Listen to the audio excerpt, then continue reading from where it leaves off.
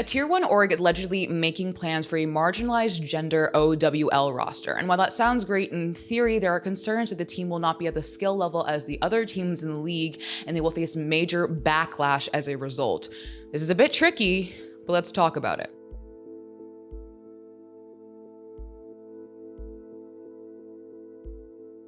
Let me start this video off by saying this is a very nuanced conversation. And before you comment something at best stupid, you take the time to reflect, think about what we're talking about, maybe do some research, talk to a friend or two. Just don't be weird in the comment section, all right? I am not afraid to dropkick some gross people. So some of you may be aware about the initiatives to help bring more marginalized genders into esports, like VCT Game Changers, which I was in Berlin to cover. I saw firsthand something a little Liz would have been inspired by. Whether you like it or not, or believe it or not, it is hard for marginalized genders to break into the scene. In a perfect world, everyone would be judged purely based on their skill, but we live in a world of prejudice. And so the work like this needs to be done for accessibility and to provide spaces like this for people to literally just play and grow.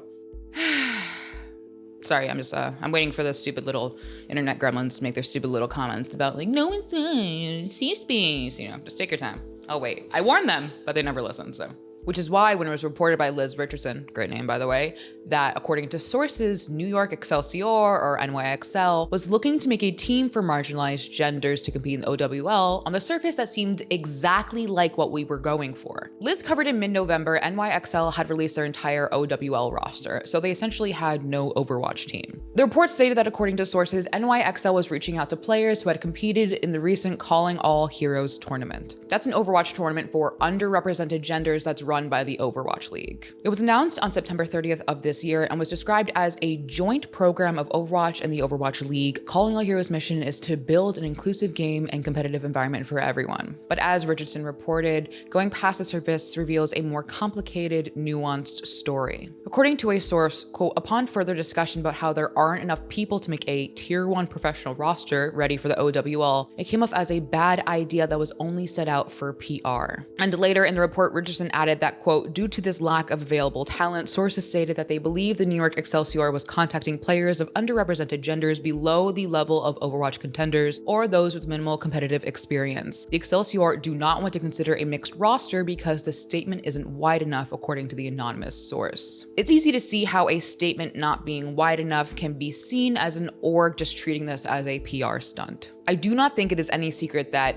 anyone who is a marginalized gender in esports, whether it be a content creator, a personality, a player, receives an exorbitant amount of hate that can be traumatic. And before you chastise me for using the word traumatic, speaking from personal experience, I have seriously considered pulling myself completely off camera because there are days where I have struggled to get out of my bed because of the online abuse and harassment I have received, whether it be in the comment section or my DMs or wherever on the internet. And I'm an absolute nobody in the scene. Imagine this 10 or 20 times more than that if you're a player with everyone critiquing your skill. I literally cannot fathom that. So let's summarize. According to this report, NYXL wants to create a team of marginalized genders, not for Calling All Heroes, but for the main OWL. And as of right now, it seems that there is very little OWL caliber talent to choose from. So if this team is created and they compete in the OWL, there is a chance that they could crash and burn in front of everyone. Remember what I said earlier about my experience? Think about that while I read these next tweets. As Aramori, the social media manager for the Boston Uprising, puts it, when a team crashes and burns, it confirms those awful biases that, quote, the community may have already towards marginalized genders, making it much harder for them to actually succeed in the path to pro and other tournaments, not to mention in ranked. Misogynists look for any excuse to confirm their beliefs, and this will give it to them. So to sum everything up, there is a concern that NYXL is not making use of the Calling All Heroes initiative, a space made for marginalized genders to hone their talents. Instead, some are arguing that NYXL is willing to throw this team to the wolves in the regular OWL,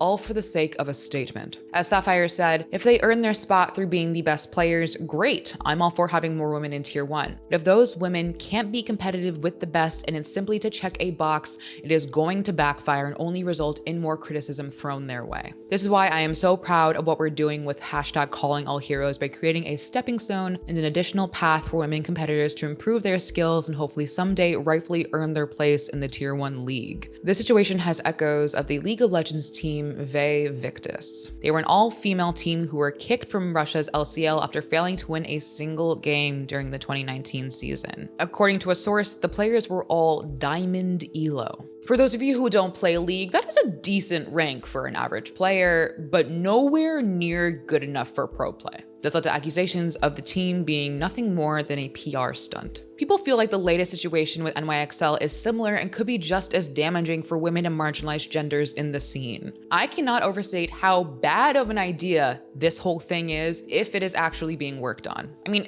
if only there was an initiative where marginalized genders could compete in Overwatch. Oh wait, let me be extra clear. We are more than your PR piece, your statement. Esports is better with us when you help us thrive, not toss us into the lake and expect us to tread water for the entire time. One day this won't even need to be a conversation, but that is not the reality right now, and that's fine. So orgs and devs, we need you to be with us. We literally cannot do this without you. And to you, my dear viewer, thank you. Really, for watching this video and for listening to me. You are doing the work that will help make the entire scene safe and accessible for everyone. So thank you. When I went to historically women's college, and we always used to say it's not about the absence of men, it's about the presence of us, right? And I think that's the really important thing to remember, is this isn't like a man-hating thing or like we hate men. It's really just for us to, as marginalized genders, to grow and to thrive. And I think that's a really important thing to remember. I had that space at my university and I see the benefit in that, and I see the benefit in spaces like this, and I hope we all can work together to make those spaces a safe reality.